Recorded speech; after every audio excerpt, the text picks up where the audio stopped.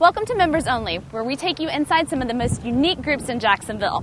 Well, during the summer, one thing that people like to do on Jacksonville's beaches is go shelling. So we hooked up with the Jacksonville Shell Club to see what we could find in Northeast Florida.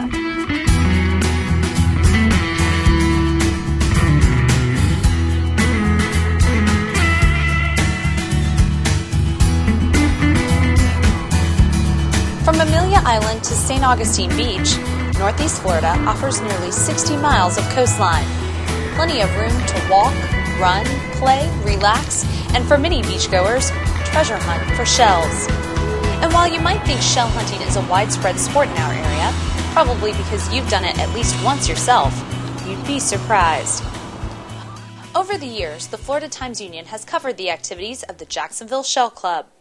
When it began in 1959, Trudy Muller thought no one else in the area shared her passion for shell hunting, but she was wrong. Since then, the club has worked to locate, identify, and record the types of shells and wildlife found in Northeast Florida. At the monthly meetings held at the public library, members share shelling stories and show off their finds, like 33-year-old Brian Marshall. Well, I've had an interest in shell collecting since I was a child. I attribute my attention to detail to it, and so I wanted to find if there were other people in the area that had this similar interest, and searched around the net and found the club, and then I joined the club. But Marshall was surprised by the size of the club in Jacksonville. So, coming here and only seeing 20 or 30 people present at the meeting, and then finding out they only have 75 members was quite surprising. Considering that I'm here in Florida. And I've kind of come to the conclusion that conchology is kind of like a dying breed nowadays, so it just really doesn't seem to be as much interest now as there was 20 years ago or so. And while in North Florida it isn't as popular as in other areas, globally, shell collecting and trading is big business. On eBay alone, you'll find almost 40,000 entries for shells. There are shell libraries, museums, books, magazines, games, software, conferences, and even websites that warn you about fake shells on the market.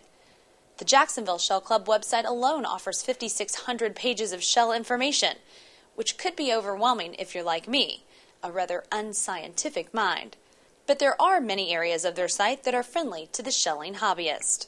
Well, not everyone is interested in the scientific names, which is fine. We have quite a few members that like to decorate their home with shells. And, we all just enjoy the same things, whether it's scientific collections or whether it's arts and crafts. If you just like the hobbyist part of it, of going out and collecting, you can definitely obtain information here and go out and do it and thoroughly enjoy yourself. Now that I'm older and more intellectual, I definitely enjoy the scientific part of it, not only the collecting but also the conservation, environmental aspects of it. The Jacksonville Shell Club meets monthly, but also gets together for group outings. To get a better idea of how shell enthusiasts find their treasures, I joined them on a recent trip to St. Augustine, where Marshall often goes to document shelling activities in the area. It hasn't been shelled in actually decades, really. So I've actually made quite a few new discoveries just in the few months that I've been there. And I enjoy bringing the information out and documenting everything. Just try and collect as much information I can so I can pass it on to the next group that, picks up where I left off. One of the reasons Marshall thinks the area is virtually unexplored is the dangerous territory he often encounters. I find myself knee-deep in mud, walking through jungles, just doing some pretty wild stuff. So, walking over very sharp clams all the time. So this is pretty dangerous in some areas. How does being in a place like this down in St. Augustine differ from what people might find on Jacksonville's beaches? There's not a whole lot of difference, actually.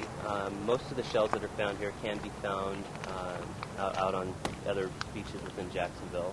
Two popular kinds of beach shells are the olive shell and moon shell that pop out of the sand approximately 1/2 hour after low tide. They can easily be spotted by the beginning shell hunter by their distinctive trails. Well, don't go to the beach expecting to see there it is sitting on top of the sand just waiting for you. You want to take a little probe with you, and if you see any disturbance in the sand, you might see a little crack, you might see a little hole, and if you see a trail, because when they're crawling, they make trails. It'll be at the end of the trail or right under that crack, and then you just sort of turn the sand, and you may find a beautiful olive, shiny olive. Okay, Brian, so this is the Florida state shell. Yeah, the scientific name is Triplofusus giganteus, or more commonly known as the Florida horseconch. This is an extremely small specimen. Again, they can get up to 2 feet in length. Typically, the orange is the most common, and then from here there is a more pale specimen. And this one is alive right now. Yeah, he is alive. Oh, look at him. So we'll stick this guy back. And, There's also some important gear that shell collectors should take with them on their hunt, especially if you're off the beach. You want to definitely protect your feet. You want to have a little bucket or a bag, whatever it be, to carry things in. And other than that, whatever preparation you would make to go to the beach. You want your water, your suntan lotion, whatever it is. But the most important thing is the minus low tide. Always check your tide tables, and that's when you want to go. Get there an hour before, and with all your equipment and everything, and your mud shoes, and then just follow the tide out and do your shelling, because you have about an hour, and then come back in with it.